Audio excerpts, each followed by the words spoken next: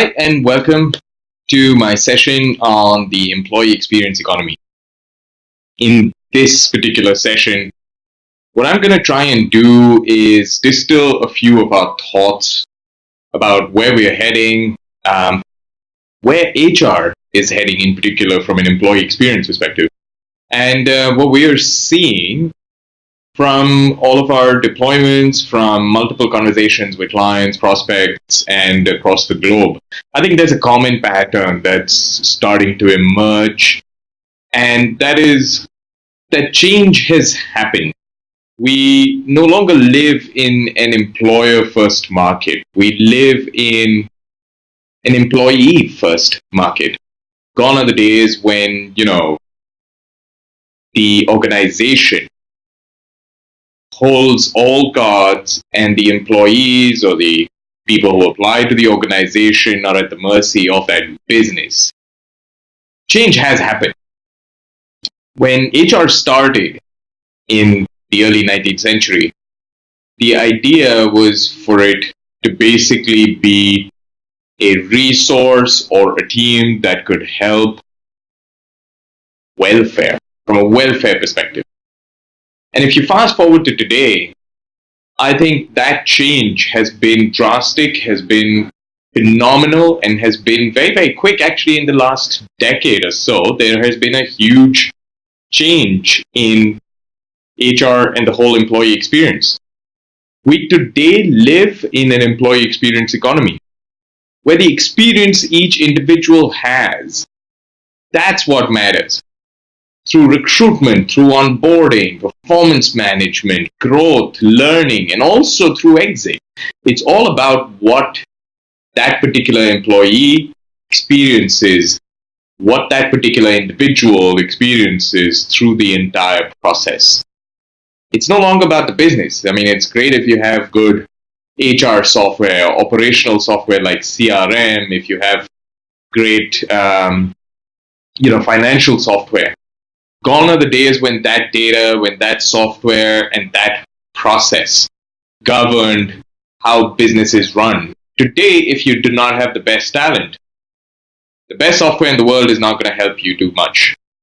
And that's the shift, the fundamental shift that's been happening from an employee experience economy perspective. And that's what we live in today.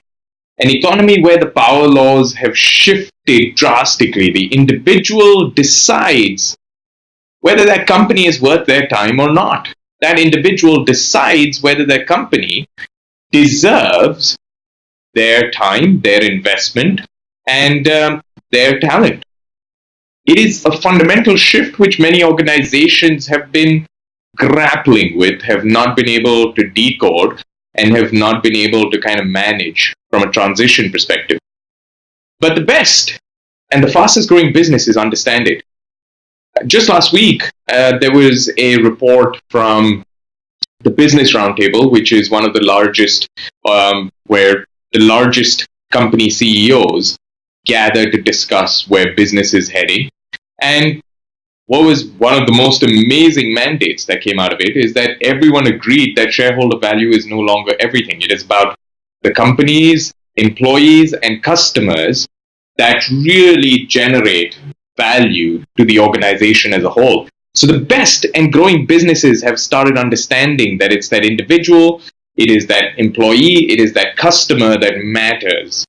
And that's where that change has really started showing even in your stock markets, where the best businesses are definitely the best employee-led businesses. And today, there is one big exception, though. Every single individual has multiple options. You have just offered someone a job at your company or a marketing manager. You can be rest assured that that person, if they want, could get 5 other offers. And if they're really good, maybe even 10 other offers that they could choose from. It's no longer about you. It's no longer about that offer that you've made. It's no longer you doing them a favor. In today's EX economy, it is that individual employee who actually, or that individual in person who holds all the cards because they have the options. And all you are trying to do is to sell them on why you should be the one they decide to invest their talent in. They are investing their talent in you. The millennials and Gen Zs are no longer waiting for you to approach them. They know what they want from their career. They know how they want to grow. They know where they want to go from year to year. And you need to sell them on why your business is the best option for them. And getting them to apply, great first stage. You've got them curious. They come into your career site. They have applied, but that's only the beginning. Because traditionally, anyone who's come into the career site, you've assumed they want a job with you. But very often in today's world, your best resources that are out there may not even actually apply to you. And even if they do, they're just checking it out because they just want to know a little bit more about what their options are. Remember, you are not their only option. And so what people today expect is the best experience, across every single process that they are involved in.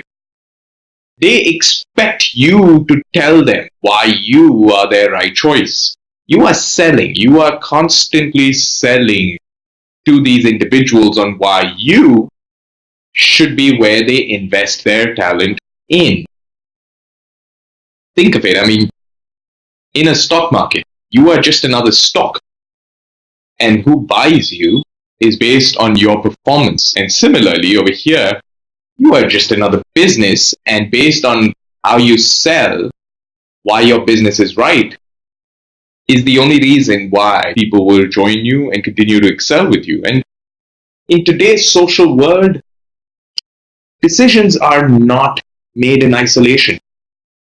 Think about the social impact everything you do as a business has. Everything from Glassdoor reviews, LinkedIn reviews. You can actually start seeing referrals pick up if suddenly there is a positive brand around your business. The millennials and Gen Z, the youth who are joining the workforce, are all making decisions together. They're looking at each other for opinions. They're looking at each other for even an approval. And I think that's what makes today's business that much more challenging. The individual is not just looking at you, is looking at multiple other factors. And so how do you show them that this is the place they should be? Your organization is the place they should be. How do you show them that? How do you constantly keep reinforcing that message? Well, obviously it's selling, right? You need to keep selling. And so I very passionately talk about this with every single one of my clients, with people I meet, with my prospects. HR is the new sales. HR is all about selling why an individual should join the organization through recruitment. You're constantly selling the opportunities available for them when they do join, the benefits. You're selling their career growth. You are basically starting to sell the moment you interact with an individual. As HR, you are selling 24/7, right? And if you think about it, someone has just accepted your offer. You've done a great job selling them on the recruitment process. They've accepted your offer. But then there's this concept called dissonance. It's very common in sales as well. Post-purchase dissonance. You just bought something. You're not sure if you made the right decision. So you're looking for positive reinforcements. And that's what onboarding can do for your business from a sales perspective. It can start reducing the amount of dissonance with your new hires. Give them an understanding of why this was the right decision that they've made. What is in store for them? What's the growth opportunities? Where is this company headed? Why is this company that they've just agreed to join the best possible option for them from a career perspective? And again, why the decision they have made to invest their talent here is the right one. And so you continue to sell through the entire process. You continue to sell them through performance management, through learning. These are opportunities for them to continue to grow within your organization to help you retain your staff. Why should they continue to stay with you? You got to keep selling them. So HR's mandate, and the only mandate that HR should have, is one of selling, is one of sales. And again, even in a traditional sales model, you're constantly looking for feedback from your customers. And HR's customers are the employees. Asking them for feedback, asking them for their opinions, asking them about what could be improved is a way to reinforce a model which says that you're actually making the right choice and we are here to listen to you and we are here to grow with you. Today's workforce really believes in career growth, and that needs to be visible. It needs to be a path that's charted. It needs to be a path that is very visible for them to see linearly. And so, again, a responsibility for HR is going to be to show the workforce what is that visible growth in their career. It's not negotiable. You have to show them this growth. You have to show them what's possible 1 year down the line, 5 years down the line, and whether your company can actually enable them to reach those goals. And so you're responsible. If you think about HR, you are responsible for conversion. You're responsible for conversion of each individual from one stage to the next. And the only way that that conversion happens is through selling and through actually showing value at each stage. You're showing value during the recruitment stage. You are reinforcing that value through the onboarding stage. You're showing value through the first year by saying, hey, this was the great opportunity that we promised you, and by the way, here's the growth that you can see over the next few years. You're showing them career growth and converting them to ambassadors within the organization. And in fact, when they do leave, you are converting them to alumni ambassadors who will potentially still bring you business, referrals, partnerships, who knows what. So your conversion from one stage to the next never ends, and that relationship never ends from an HR perspective. You are actually responsible for building those pipelines and funnels. And what do I mean by that? It's very interesting. If you look at the sales side of the process, sales has a very definitive funnel where you move a prospect from one end of the funnel all the way to kind of closure and then, continued upgrades and so on and so forth. And for one moment, if we consider HR and sales, you'll start seeing that it is running in parallel. These two processes, sales and HR, are suddenly very, very similar. In the sales side, you get a prospect, you move them to a qualified lead, you negotiate and you close. On the HR side, the job application converts into an interview where you qualify them, you negotiate on the salary and the package, and then you offer, which is a closure from your perspective, from a recruitment perspective, from a talent acquisition perspective. But that's not where the selling ends. Because when you get into onboarding, on both the sales side as well as the HR side, it is important to convert that closed prospect or convert that offer acceptance into an active and productive employee. Both stages, you're converting them from a closure to a productive relationship. And as that career continues to grow, you are moving them from growth and upsell on the sales side. So you're trying to sell them more and more. You're trying to actually make sure that that account continues to grow. And on the HR side, you're actually talking about learning and career growth. How do you keep ensuring that that person keeps growing in your organization, keeps seeing a path which is further and further up the rung, and you're constantly reinforcing that with feedback on both sides. So suddenly, the sales funnel and the HR funnel are pretty much replicas of each other. It is incredible how unique and common at the same time these two processes are.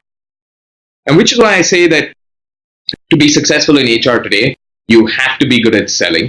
And selling does not end with talent acquisition, does not end with recruitment. Selling continues onto onboarding, onto performance management, onto employee engagement, onto alumni and exits.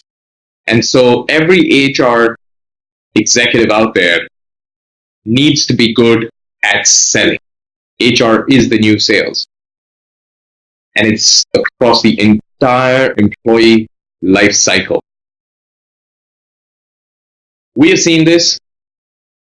We have seen great HR teams be great salesmen, really propel an employee through the life cycle, and at the same time work as a team to ensure that everyone is getting converted from one stage to the next in the most productive manner possible.